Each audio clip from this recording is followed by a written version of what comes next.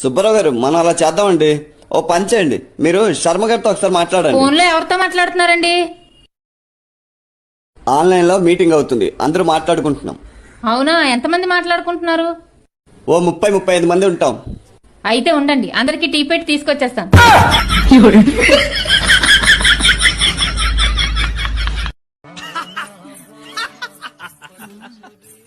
ఏంటి బాబు అంతలా నవ్వుతున్నావు? సినిమా ఏమండి ఆవిడొచ్చింది. ఇప్పుడు ఏడుపు వస్తుంది. ఎందుకు? ఇంకాసేపట్లో నీ చిన్నావిడ వస్తుంది. చిన్నావిడ? అవును, మన పెళ్లికి నాకు కట్నం ఎంత ఇచ్చారు? 5 లక్షలు. ఎందుకు? నేను కావాలంటే ఇంకొక 5 వేసి నీకు 10 లక్షలు తెచ్చిస్తా. ప్లీజ్ రిటర్న్ వెళ్ళిపోవా, నాతో అయితే లేదబ్బా. నేను వెళ్ళను.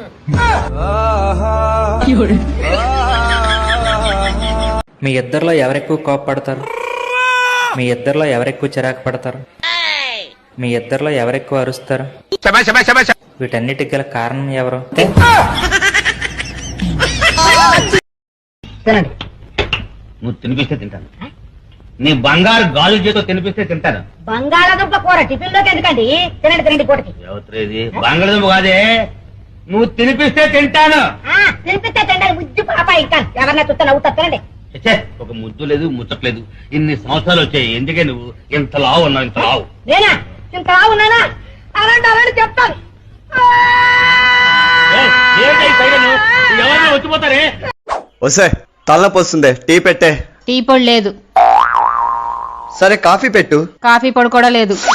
మరి పాలలో కలపడానికి బూస్ట్, హార్లిక్స్ ఏదో ఒకటి ఉంటది కదా, అదైనా కలిపివ్వు. అది కూడా లేదు. విషం ఉంది, కలిపిమ్మంటారా?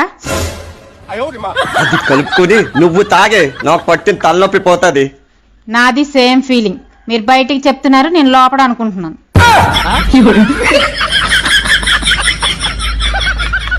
నేను చచ్చిపోతే మీరు ఏం చేస్తారండి? పిచ్చోడి అయిపోతానే. 2 పెళ్లి చేసుకోరా? పిచ్చోడి అయిపోయినా ఏదేం చేసుకోవచ్చు కదా.